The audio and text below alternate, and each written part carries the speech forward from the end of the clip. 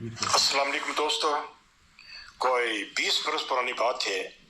कि हुकूमत पाकिस्तान की वजारत मजहबी अमूर के ज़ेर एहतमाम इस्लामाबाद में एक मीटिंग हुई थी जिसमें बहुत पढ़े लिखे लोग मौजूद थे, दुनियावी तालीम वाले भी और दीन से जुड़े हुए बड़े बड़े नाम भी। आला सरकारी अफसर भी मौजूद थे। जहां दीन के हवाले से सोसाइटी में फैले कंफ्यूजन के बारे में तफसीली गुफ्तगू हुई थी कि इतना अच्छा दीन, इतनी शानदार तालीमात,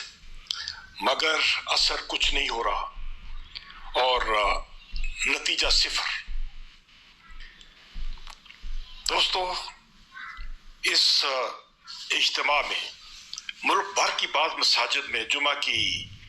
तकरीरों और वाज की ऑडियोज भी सुनाई दी गई थी, वो सुनवाई गई थी ऑडियो, जिनमें खतीब हजरात इस कदर लाजैनी और बेसरोपा किस्से कहानियां सुना रहे थे जिनका कोई वजूद ही नहीं, नाकाबिल यकीन, और जिनका दीन से दूर दूर तक कोई ताल्लुक वास्ता नहीं, जिन्हें सुनकर हाज़रीन मजलिस ने अज़हार अफसोस किया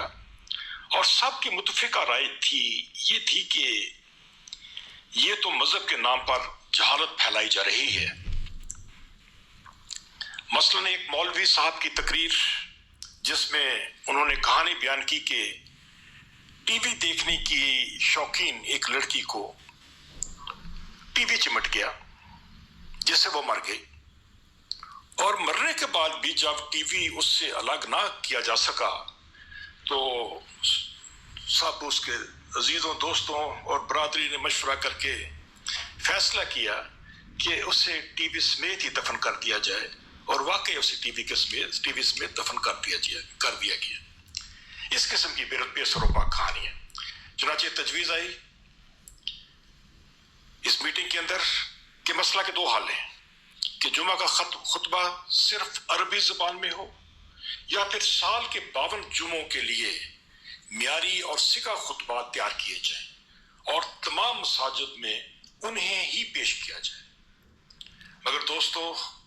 मजहबी हलकों की जानब से इस तजवीज पर शदीद रिएक्शन आया था, शदीद किस्म का रद्द-ए-अमल, जलसे जुलूस भी हुए थे और इस बात पर जोर दिया गया था कि ये खुतबे, ये वाज लोगों की तालीम और तरबियत का जरिया है, वो इनसे बहुत कुछ सीखते हैं और मसाइल का शऊर हासिल करते हैं। अगर इन्हें बंद कर दिया गया तो तबलीग की राह बंद हो जाएगी, यानी इन्हें बंद करने का मतलब तबलीग की राह बंद करना होगा। वस्सलाम दोस्तों, अल्लाह आपको